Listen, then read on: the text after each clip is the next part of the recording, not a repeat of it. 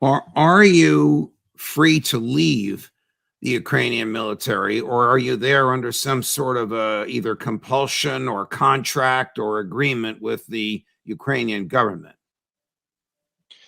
We're here under a military contract like any other soldier in the force, but I mean, the truth is, non-Ukrainians are free to leave their military service at any time. Does the government pay you for your services, the Ukrainian government? We're paid the same as Ukrainians, the same. So there's nobody here who's doing it for the money. Let's put it that way. All right, I don't want to get overly technical because you're risking your life in a cause that I believe is not worthy, but I still respect you and am fascinated with what you're doing. And I think most of our viewers are fascinated with what you're doing. Obviously, you have your detractors among them, but you are an American wearing a foreign country's military uniform, being paid by that foreign government. I mean, does that make you an agent of the foreign government, a foreign agent who has to register as such with the United States Department of Justice? Not according to American law. It's not the first time I've served in a foreign military. I served in the National Liberation Army of Libya in 2011 in the fight to overthrow Gaddafi. And Americans have served throughout the history of the country, have served in the armed forces of other nations, particularly, for example, World War I, before U.S. got involved in that war, as just one example. World War II as well, before the U.S. became involved. So there's a fine American history of Americans doing this. As far as us getting paid, we're required to be paid by Ukrainian law if we're serving in the forces. Myself and others would probably just reject our salary if we could. I rejected my salary when I served in Libya, but in Libyan law, we have to be paid, and it's really not much money at all. So it's definitely not about that. It's just a requirement. Have any Americans in your group or in any other group in the Ukrainian military been injured or killed? A large number have been. A large number? Not any in my unit, but Americans serving in the Ukrainian armed forces. Quite a large number have been killed or wounded. Well, we don't know that in the West.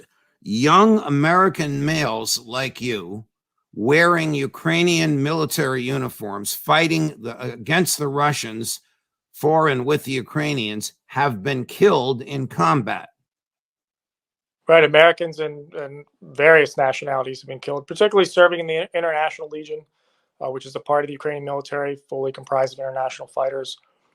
Within my unit, none have been injured or killed, but in my unit's also quite a young unit. How many Americans, to your knowledge or to your best understanding, have been killed wearing a Ukrainian military uniform? I don't know what the number is, but I mean, it's made 5 or 50 or 500. Can you get a handle on it? Oh, I would say closer to 5-10 of the Americans have been killed. Quite a few more injured. It's made the press. There was a former Navy SEAL who was killed several months ago. It doesn't make top headlines, but it's in the media if you look for it. There's also soldiers when the mission that I did, the one mission I did with the International Legion was to recover a KIA who was a former British soldier and former Israeli defense. KIA is killed in action. Yes. His body hadn't been recoverable because of worries about landmines, and also the Russians had overwatch of it with a machine gun. That's a mission that I went on to help recover the body.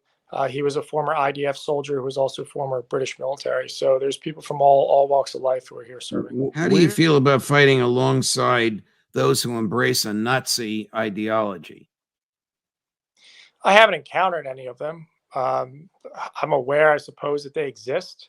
In any military, there's people of all sorts of beliefs who are in militaries. I've been in conflicts in the Middle East where there were jihadists on the same side as me, and as long as they shoot in the right direction, I really don't care. Those sorts of differences within Ukraine society can be worked out after the war is over between them.